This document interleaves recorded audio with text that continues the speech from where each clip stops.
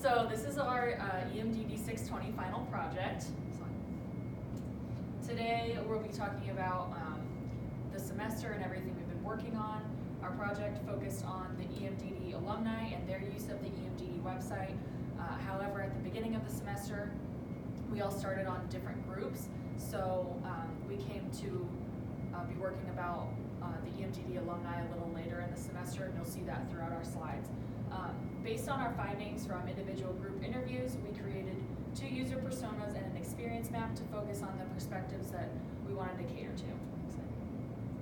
So the first persona is Joan. She's a current student in her first year. So this basically talks about a student and how they would use the EMDD website, things that they would be more likely to use when they go and visit the website. And the next is an EMDD alumni. Basically, he's moved on from the EMDD program into the workforce, but wants to stay in touch with the program, but isn't really quite sure how, so doesn't really have a reason to use the EMDD website at this time. Here's an experience map that we made. Again, this was kind of more toward the beginning of the semester. So we based it on if a student was going through the website trying to find more about the curriculum. It kind of takes a lot of time and different touch points to get to the goal that they want to do, and even takes them through different tabs and links out to different websites, which can be very frustrating, as you can see through the experience map. The feeling of the user goes from happy to sad. Our problem statement was one main point of contention throughout the project. Initially, we had seen the 2 problem areas as the content of the website and the design of the website, but we eventually reworked our statement to consider how we could keep alumni involved with EMDD through the website. In the next slides, we're going to talk about our problem statements and how our decision to switch gears into focusing on stakeholders affected our direction of the project. As we'd said, the original problem statements were not particularly focused. So our original problems were that current students were not interacting enough with the EMDD website, and we had a how might we question of how might we use design structure and information architecture to promote engagement with current students. We came to revise these problem statements to say that current students do not feel the need to use the EMDD website because it does not have the necessary resources, and that EMDD alumni may not see adequate reason to view the EMDD website post-grad. EMDD alumni need to maintain a more thorough and long-lasting connection with the program post-graduation through the website, because this relationship could be important for career, like hiring with the alumni and career development for EMDD students. The design side of our final product began to take shape after we got input from our stakeholders in ideation sessions. And in these sessions, we basically rounded out the qualities that would eventually shape into our mid-fidelity prototype. Because this element where we were able to generate a lot of ideas was one of the most important parts of our process. The general structure of our ideation sessions, we ran 2 of them, and 2 of us led each one. We had an icebreaker. I believe both of them were category die. And then we had a story, share, and capture, where we asked 3 how might we questions, and the members who were taking place took 2 to 3 minutes to write down as many thoughts as they had. And then we discussed them, and members would write more answers if they thought of them. And then after that, we did a saturating group. And the 3 questions that we used were, how might we give alumni a reason to visit the website? How might we get alumni to stay involved with the program post-graduation? And what do you wish you could share with current and prospective students? We thought these would be good questions for idea generation and generally good for us to come up with new ideas for how we might implement things that aren't currently on the website, rather than just fixing up quality of life changes, which is mostly what we'd been talking about before that point. So for our first ideation session, we came up, the first how might we question was how might we give alumni a reason to visit the website, things like current events going on in the program, job postings, alumni spotlights, and then relevant and frequent blog posting, just because as of recent, the blog was not kept very up to date, and there really just was not a good reason for alumni to visit that website. And then how might we get alumni to stay involved with the program post-graduation? This question kind of also helped form, the responses were helped form from the previous question, because with our stakeholders, they were saying, well, I guess the reason to visit a website if there was a way that we could help post jobs, or if there were opportunities to guest speak, and things like that. And then with the what do you wish you could share with your current and prospective students, while this is not a how might we question, we thought that maybe this could lead into more ideas for how we can better the website as a whole for our current and prospective students for what they might want to see on the website as well. Especially because these questions, even though they're not strictly ideation, were important for empathy gathering with alumni, which had initially been left out of our empathy research because we were still working on an old problem statement. Right, and to kind of build off that, for our second ideation session, which Ben and I led, we got a lot of the same answers, but one of the more interesting ideas that came out was this idea of a student from the business college talked about how they had panel discussions there and how helpful that was for him, seeing people who had graduated come back to talk about it. And this idea would eventually become the mentor program that we included in our final mid-fidelity prototype, because we kind of altered the idea as little as we could to keep the core of it the same, while adapting it in a way that we thought would work for the EMDD program as it stands now. So we first started with low fidelity prototypes. These were hand-drawn, based on things we found from our ideation sessions, stuff from our empathy research, which, as Ben said, it was before we had broken out into our strictly alumni focus. So we made just a homepage for alumni, and how that might look and what they would expect to see or what would be useful to them. So the next slide will display that. So here you can see that there is, we put alumni under the About section. We have a timeline for possible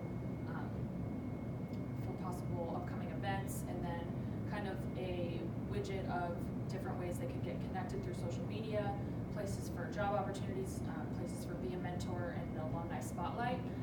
So we each kind of took this low fidelity prototype to a stakeholder and walked through it with them, and then got their feedback on what they liked and what they disliked, and then got some suggestions as well, and that's on the next slide.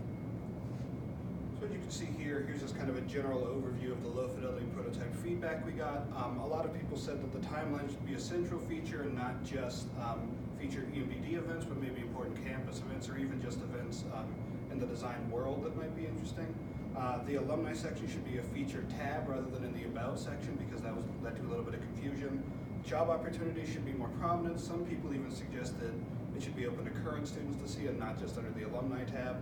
And ideas for content were the alumni spotlight was mentioned here as the prominent feature of the alumni tab, and also ways alumni might get involved was talked about being put on the section. And then the social media links were suggested to be put in the filter, and there were a couple general page layout notes outside of that, just like about the way it was structured, that they thought it could be a little bit stronger. And to go off that, for the job opportunities, it was pointed out also that rather than naming it job opportunities, it could be something where alumni can post maybe if their company is hiring, so that current students could see that as well. This part on the alumni page would strictly probably just be a form that they could say, my name is this, my email is this, my company is this, and this is the position that we are hiring for. Yeah, next slide. I think it's also just on the low fidelity prototypes, just worth noting that I think it was kind of like, they were kind of like a good learning experience for us, just because it was just like a really quick way to throw something together. But the little amount of time that we spent like creating a low fidelity prototype yielded like quite a bit of results. So I think like using these lo-fi prototypes just kind of helped us realize that they actually could be a pretty important tool to give like pretty good results, but with somewhat like minimal effort, basically.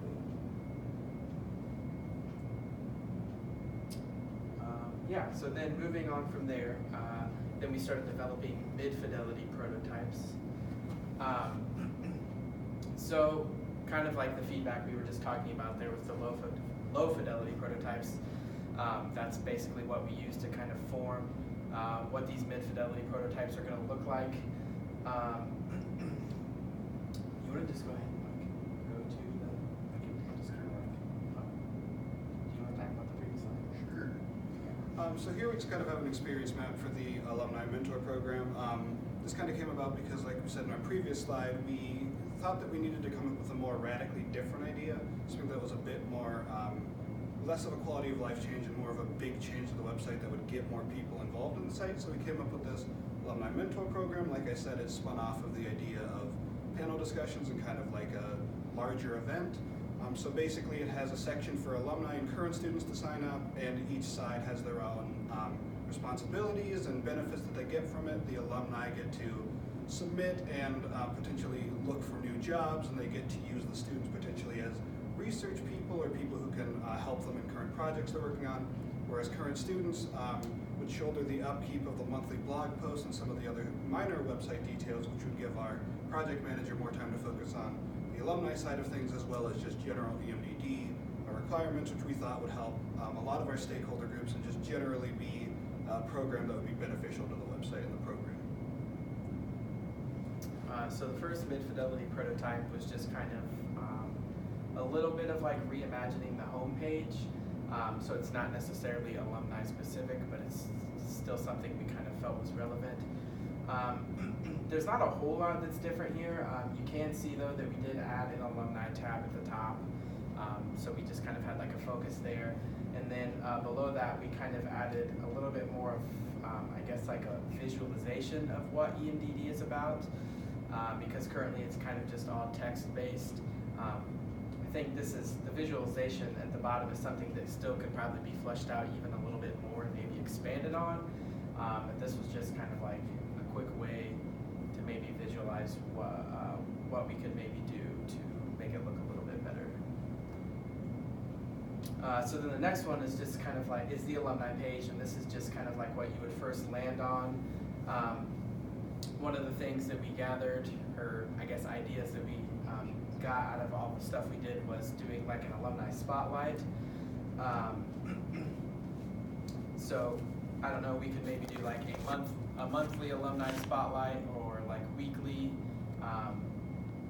something like that, and then just also give a way for alumni to then interact with that if they want to sign up to be part of that, basically.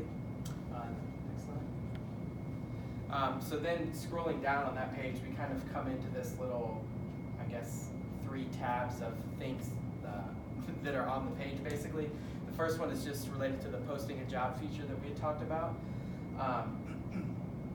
Again, it's just a mid-fidelity prototype. It would maybe end up being a little bit different than this, but essentially the gist of it is just that if you are an alumni, but you know of a job either with the company you're currently with, or you just see something, an open position on the job market that you think would fit EMDD students or alums well, this would be a place where you could go and input that information and post it, so then the relevant people can be made aware of that job. And the next one is the mentor program that we kind of talked about. Again, this could maybe be fleshed out a little bit more. This was just kind of a way to get it, to kind of just create it and like get it on the page, basically. But it would just give them a way to kind of like sign up, you know, say I'm interested in being a mentor. This is maybe kind of what I can offer to current or even prospective students. Yeah, so that's pretty much the mid-fidelity markups. So then, I guess just kind of like in conclusion or wrapping everything up, these are some of the main points that we came up with for kind of our takeaways and what we learned.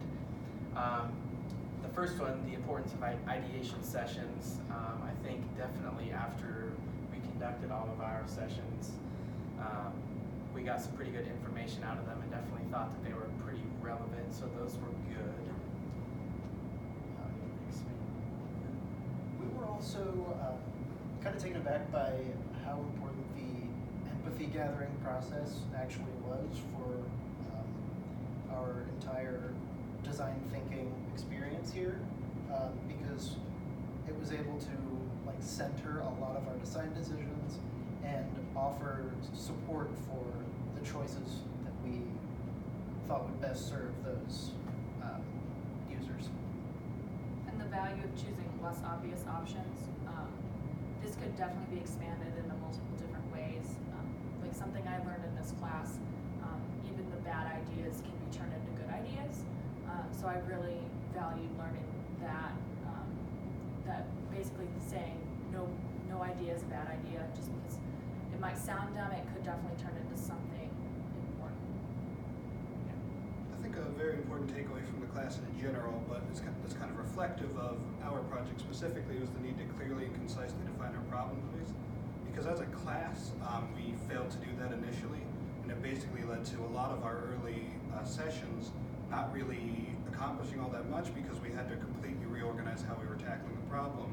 Whereas if we had done maybe a bit stronger empathy research, or if we had organized the empathy research more effectively, I think we could have avoided a lot of that and broken up into the current groups much sooner, or come up with different groups earlier that would have accomplished the same goal.